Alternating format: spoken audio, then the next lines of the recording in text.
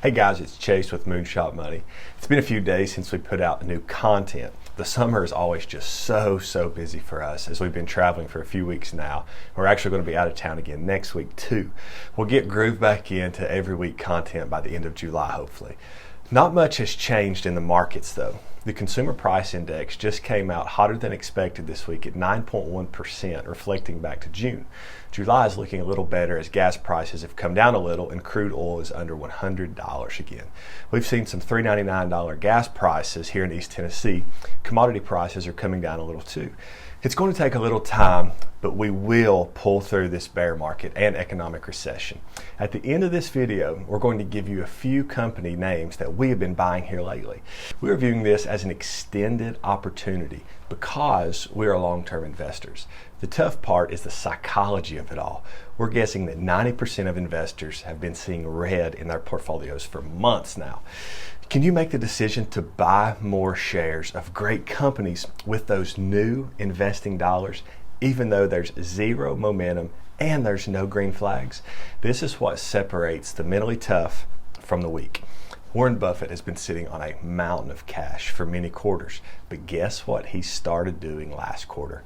He deployed capital. Just this week, we also found out that he bought a lot more Occidental Petroleum.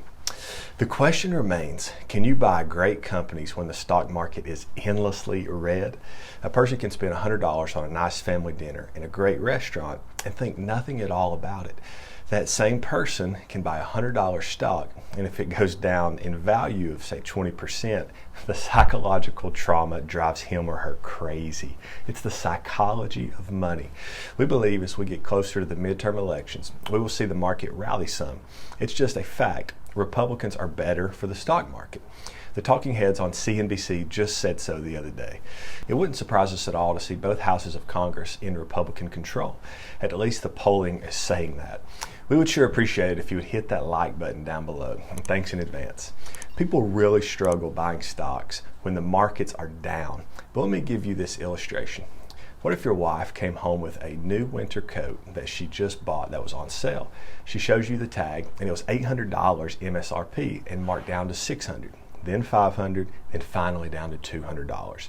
She feels like she got a great deal. It was 75% off, and she says with a smile. The reason for the sale is the bad economy. Few people are shopping in the top-end stores right now with the deep discounts. They are trying to bring in foot traffic. Nothing is wrong with the coat. It's the same coat. Now you know where I'm going. Let's say the great company was $100 6 months ago. Now the stock is half price. It's $50. Still great products and services. Still great numbers and free cash flow. The management team is still great and the brand is stellar. What is it about stocks and investing that scares us so bad? The $100 dinner is over and gone forever. The 2 shares that you can buy now for the same $100 are yours forever. Forever. If the price rises back to where it was, you've doubled your money. If it pays a dividend, you'll get that too for the rest of your life.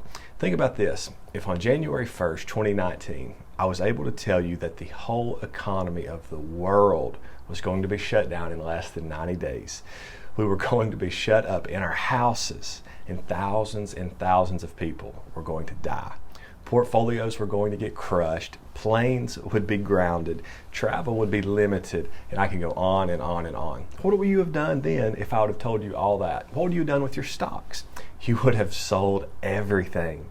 Here's my point. It was extremely bad in 2019, but the market came roaring back. If you would have got back into the market near the bottom, you would have made a lot of money after the pandemic. We're not in the same situation now. Inflation is high, interest rates are on the rise, there's a war in Ukraine, the president is struggling, but the economy isn't shut down. We got the vaccines, we're traveling again, we aren't quarantined. 2022 is not 2019. We're buying shares of great companies. We have been buying for a few weeks and weeks now. Here are some of the companies that we're excited about buying at these prices. We've been buying Amazon and Alphabet. Amazon split 20 to 1 a few days ago, and Alphabet is splitting tomorrow, 20 to 1. We love both of these companies as they are leading their industries in making free cash hand over fist. Our dad Mike is building out a dividend and income portfolio, so he's been buying Blackstone, ticker BX. They're a monster real estate private equity firm that's like a fortress. They're paying a 5.9% dividend, which is amazing. It's down around 40% from its 52-week high, and it's on sale. Warren Buffett bought a boatload of Citibank stock in the first quarter at around $53 per share. So guess what? It's cheaper now than when Warren Buffett bought it. Mike is buying now in the $45, $46, $47 range. That's a 10 to 15% discount from Berkshire's quarter one purchase. Citibank also pays a 4.5% dividend. We've been buying Disney under $95 a share.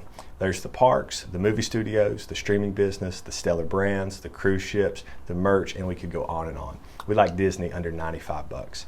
Mike has also been buying Medical Properties Trust, ticker MPW, a REIT that owns hospitals, urgent care facilities, and various medical buildings. Because it's a REIT, MPW pays an amazing 7.4 dividend yield. The PE is just over 8. The price to book is just over 1, and Mike views hospitals as one of the safest investments in real estate. Occidental Petroleum is on everyone's tongue right now. Mr. Buffett almost owns 20% of the company now, and Oxy is firing on all cylinders. The PE is under 9, and in Q1, their profit margin was 56%. Are you kidding me? With all that money, they're paying down debt, buying back shares, and hide and watch. Dividends are on the way. We've been buying some mining companies because the commodity prices are coming down, which is driving those miners down. Rio Tinto and Vale are the two that Mike has been accumulating.